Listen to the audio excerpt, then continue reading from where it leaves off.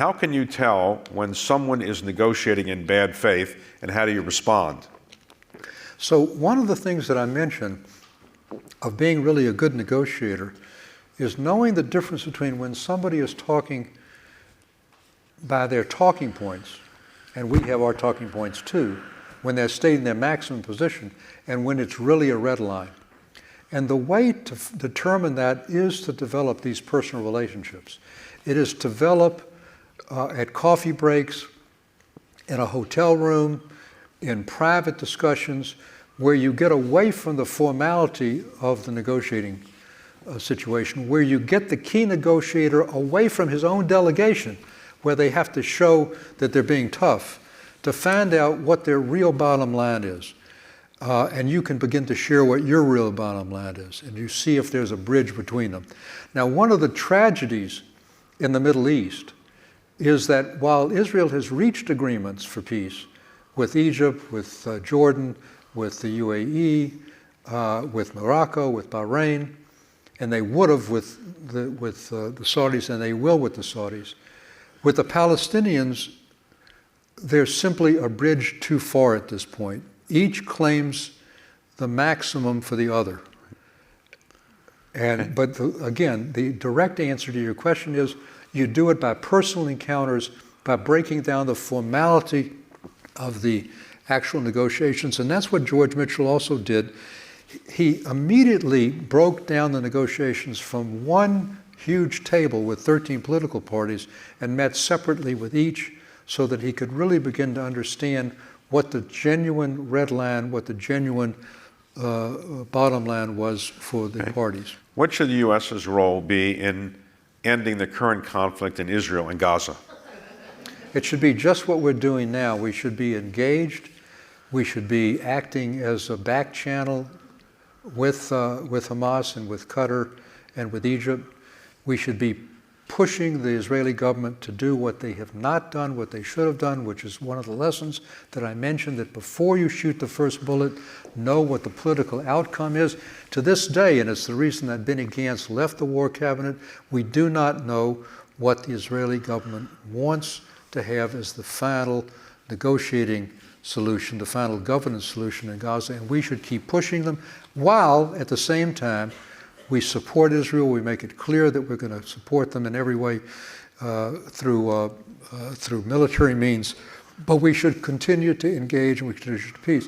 What I'm really concerned about is that if, after the election, we take a general hands-off for everything, for NATO, for the European Union, for Ukraine, and for the Middle East, we will create a vacuum in which we will not be able to really resolve this issue. So what do you attribute the rise of anti-Semitism, which is obviously occurring in the United States and Europe and other places?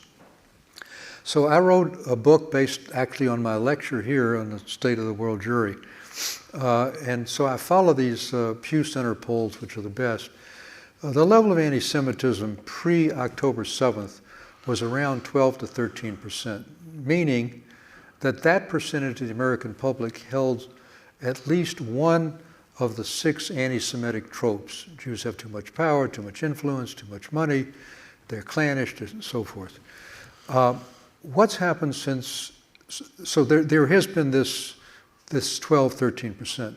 What's happened with anti-Semitism since then is that it had been previously the domain of the far right. It's what we saw at Charlottesville. What's happened now with the far left is a conflation of Jews and Israel. And that's the real danger, is that we're getting hit from both sides.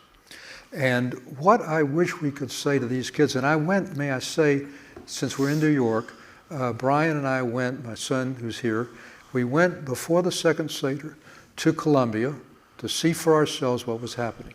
We got in because there was a professor of journalism who got us in. And he told us about what the kids were doing.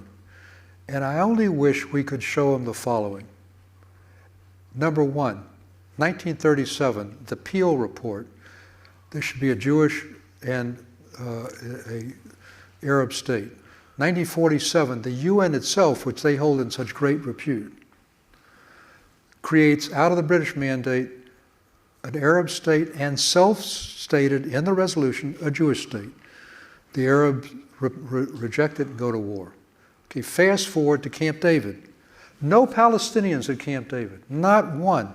We begged Arafat to come and accept UN Resolution 242, Land for Peace. He refused.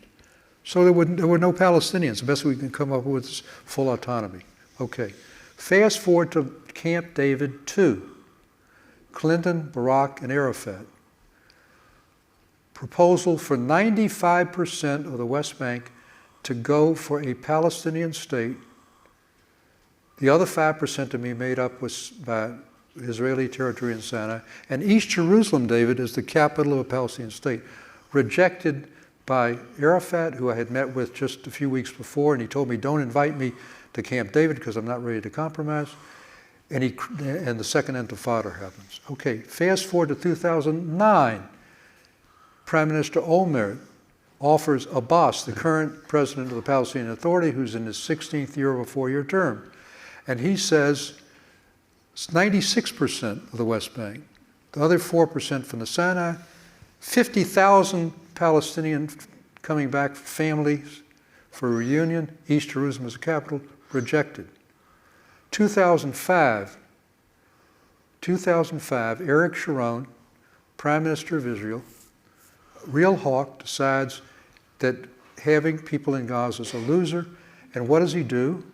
He removes every single IDF soldier from Gaza. Not a one is left. And I wish we could show this video to every one of these college students. Kicking and screaming, and they were, he pulls out 7,000 Israeli settlers. 0 were left. And they left the greenhouses, and they left the infrastructure for the Palestinians. Hamas wins the election in 2006, takes over in 2007, and starts sending rockets instead of roses back. Let me give you what could have been. I was there in July of 2000. I was then Deputy Secretary of the Treasury, and I was responsible as President Clinton's Special Representative for Middle East peace, for the economic dimension. And here's what I saw in Gaza myself, July of 2000. We had gotten Congress to create something called the Qualifying Industrial Zone legislation, so that if you had as little as 10% Israeli content in an industrial zone, like in countries that had peace agreements with Israel, at that time it was just Jordan and Egypt and the Palestinian Authority, you could ship back duty-free, right, 0 duties to the United States. And here's what I saw. 30 plants in Gaza, not Israeli plants, not a one was an Israeli plant. Japanese plants, Singaporean plants, European plants, American plants, using like unprocessed Israeli cotton for their 10%, employing 1,200 Gazans. I saw a second phase being built with another 30 plants. And I went into one of the plants and I saw the products being loaded onto a flatbed truck going right through the Eretz crossing that we see on TV right now to the airport that we got the Corps of Engineers to build, right, for Palestinian exports. It was a beautiful thing, and one unarmed Israeli soldier. One unarmed Israeli soldier. And that's what could have been. That's what might have been. That's what we have to somehow get back to.